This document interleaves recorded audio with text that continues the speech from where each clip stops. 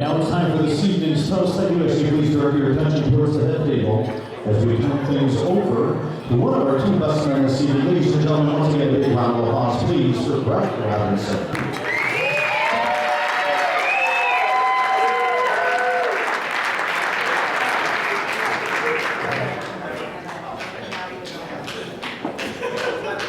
First, I want to note that Father Richie gave half my speech during the ceremony. Actually, I have a few versions of my speech tonight, and Steve, I'm going to let you pick which one I give.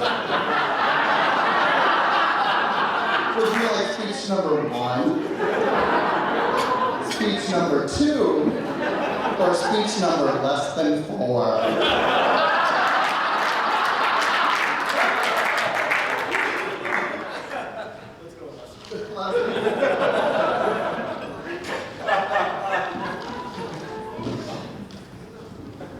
First, Jim and Steve, thank you for letting me be a part of your special day. It means a great deal to me to be here tonight celebrating with you.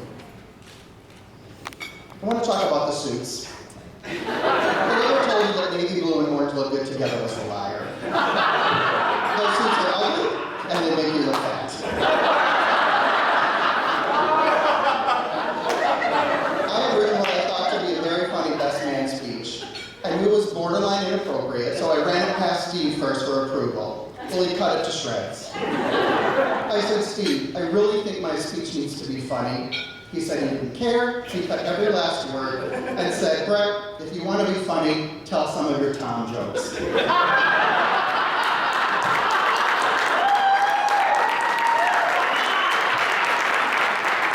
Tom.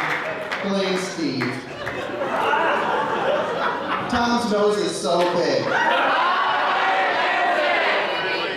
Tom's nose is so big, as a child, he could only play Seek. I'm going to stop there. But please know the speech you're getting was not my first choice. So there I was, a few weeks to the ceremony, with nothing to say. Starting to get a little freaked out, so someone said, why don't you search the internet? So I dusted off my laptop and did some research, and what I found that in traditional best man speech, you're supposed to compliment the bridesmaids, single out the maid of honor, gush over the bride, acknowledge the parents, tell a few funny stories about the groom, make a toast, and get off the stage. Ladies.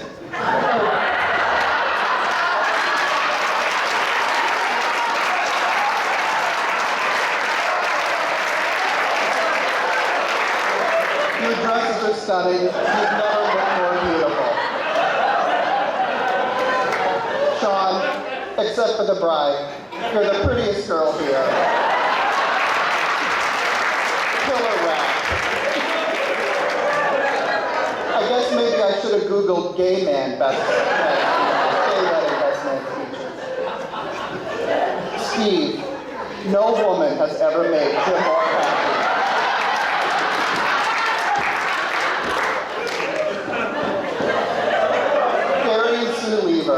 You've done a fantastic job raising Steve.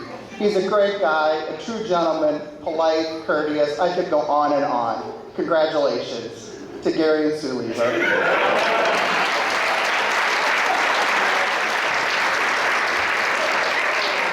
Ted Cahill. Jim is, well, great to see you.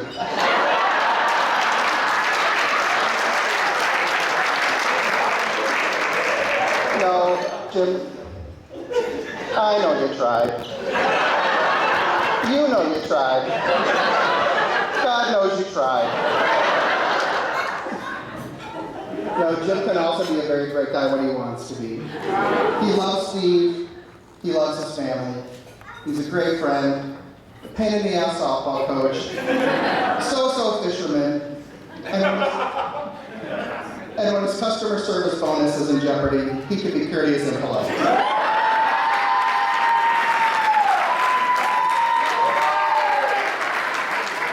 Last night, Jim's family shared some funny stories with me. Jim Jim, I'm not going to tell him about how you stole money from the older ladies in the neighborhood. But you prepaid for candy and then you never gave the candy in your pocket with your money. I'm not going to talk about that. I might talk about how you used to play house with your sisters. When you handcuffed Michelle and there was no key to unlock it, so she had to go down the street to the police to be unlocked. Jim used to play with dolls. Jim's version of Barbie was slightly different. When Jim played Barbie, Barbie was home a lot, alone at night, in the dream house, while Ken was out with G.I. Joe, driving around in the pink convertible. Pink soon became Jim's favorite color as a child because whenever his sisters was painting his fingernails, he always demanded that they use pink fingernails.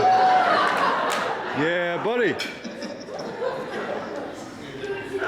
Jim, we've shared a lot of fun times together over the last 10 years.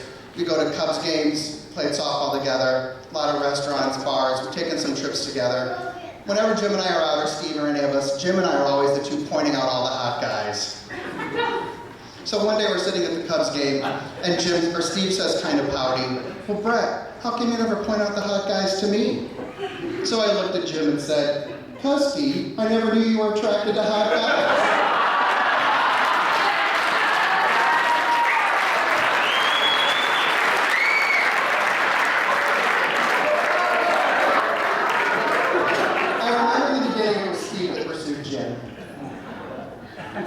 Jim soon warmed to Steve's charm, but what you probably don't know is that Tom was also interested in Steve.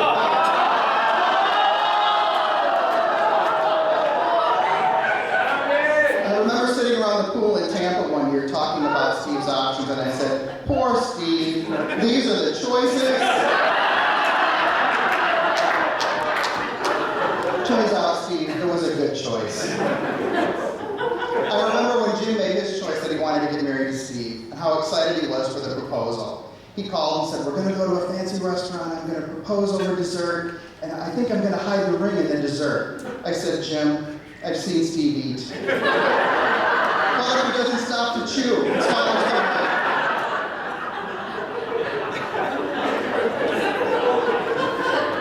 Because so many of us are fans of Golden Girls, I'm going to close with the traditional Scandinavian wedding toast.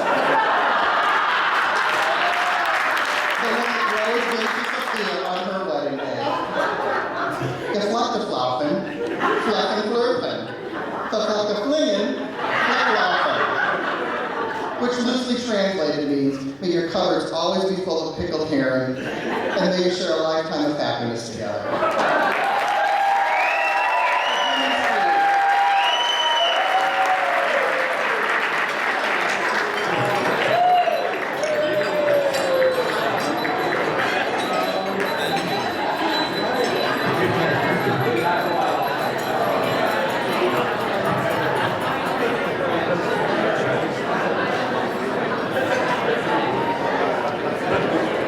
And now, friends and family, for our next host this evening, we'd like to bring things over to our other best man, ladies and gentlemen. Once again, a big round of applause for Shawn.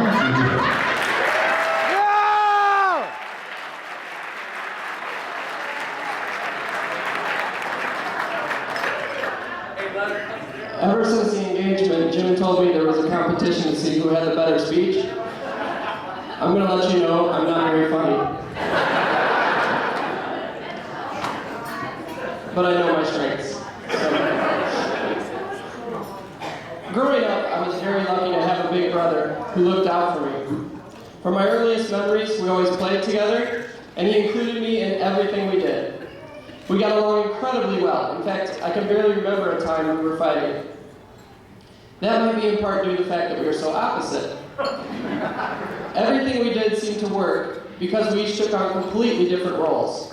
When we were on the Shamrock when we were little, we would pretend to be it was a tour boat. I was the pilot with the doors shut so no one could bother me. And Steve took tickets and entertained the guests.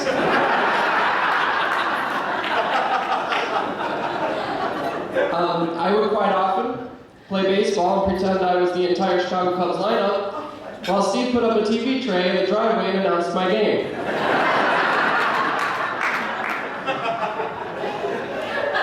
Steve was always the social leader. He would organize everything in our neighborhood. everyone looked to him to give us something fun to do, while I sat back and waited for Steve to bring all the friends around to give us a good time.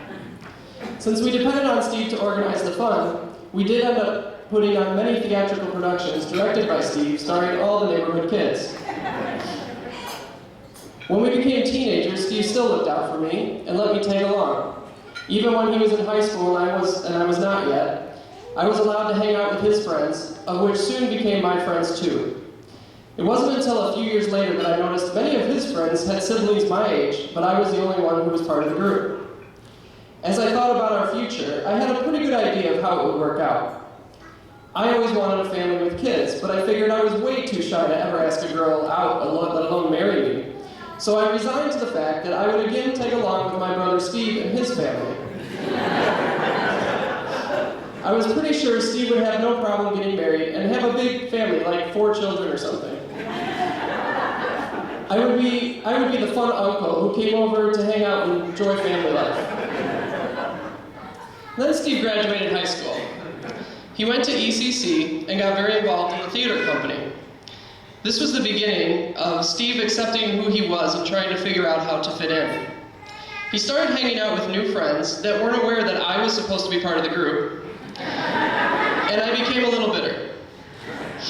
I didn't understand why our group of friends from high school wasn't still hanging together. Most of them were still in the area. I had never made so many close friends. I had never made many close friends of my own because I always chose to be with my brother. My senior year of high school, I was sitting in the living room and Steve was on his way out, and I don't know why, but I sensed tension in him and asked what was wrong. He didn't want to tell me, but I insisted, and that was when he told me he was gay.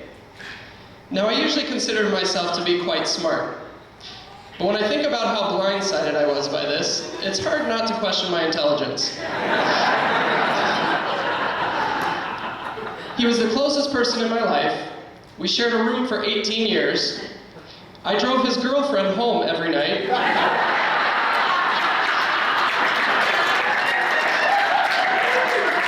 Still, I had no clue. So instantly, a rush of feelings went through me. Our future, my surrogate family, was suddenly gone. I realized this is why his group of friends that didn't include me had changed. But mostly, however, and I don't talk about my feelings very often, I was very scared for him. I even said, just don't tell anyone. I was afraid of the prejudice and hate in society. I didn't want him to experience that. Steve was a strong, confident person that everyone liked. I don't know that he's ever had an enemy. Suddenly, I saw a world where people wouldn't care that he was a great person and would only see him through their prejudiced views. I didn't want that for him. That's not the first time I worried about my brother. He was my big brother who always took care of me, and I never wanted to see him hurt. I remember when he was in 6th grade and someone pushed him on the playground, the school secretary found me in my classroom to tell me my mom took him to the hospital because his arm was broken. I had this sinking feeling in my stomach, and you would have thought something much more serious had happened. I worried again when I pushed him in basketball and broke his finger. And I found out that he had to have surgery to repair it. That same awful feeling came back. I worried about him on his first day of high school because I'd heard what they did to freshmen, and I was very relieved when he came back okay. I really worried about him when we dropped him off at Illinois State and met his borderline psychotic roommate. I don't know why I worry about him. He always comes through okay. Even his psychotic roommate thought they were the best of friends and wanted to room with him again the following year. Then after college, Steve moved to Chicago, and two of his very good friends, Alicia and Vanessa, and Steve has always had millions of friends. I can walk down the streets of Chicago with him and people know him by name, while I barely knew the name of my college roommate. But I knew Steve needed some really close friends too. He needed people who were his family beyond the one he grew up with. For a while, I saw Alicia and Vanessa filling that role. When they moved out, I worried that he would be alone again. Then, Steve met Jim. As with all relationships, I wasn't sure how serious it was at first, but then it became clear that they were serious. Jim started to become a part of our family. He even let me play on the softball team, until he cut me a few years later.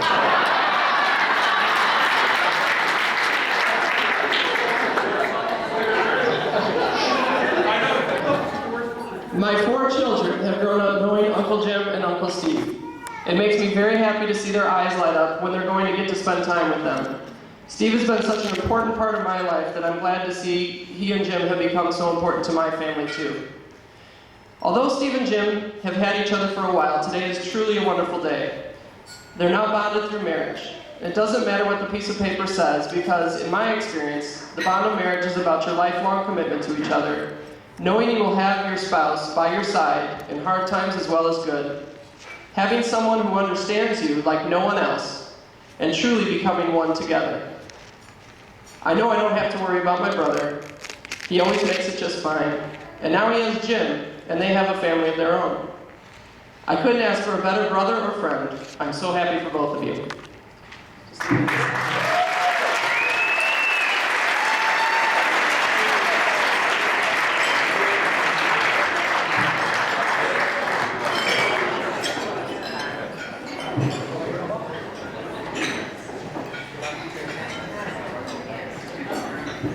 And now, ladies and gentlemen,